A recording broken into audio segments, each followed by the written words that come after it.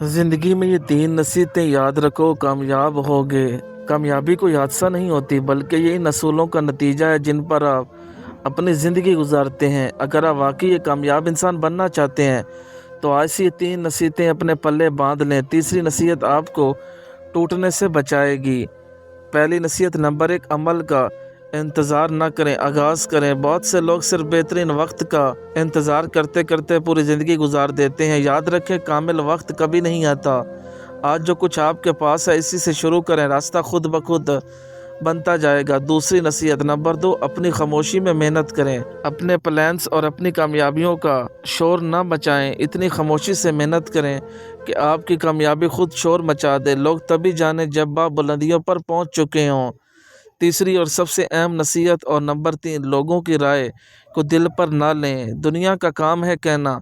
अगर आप हर किसी को खुश करने निकलेंगे तो कभी मंजिल तक नहीं पहुंच पाएंगे।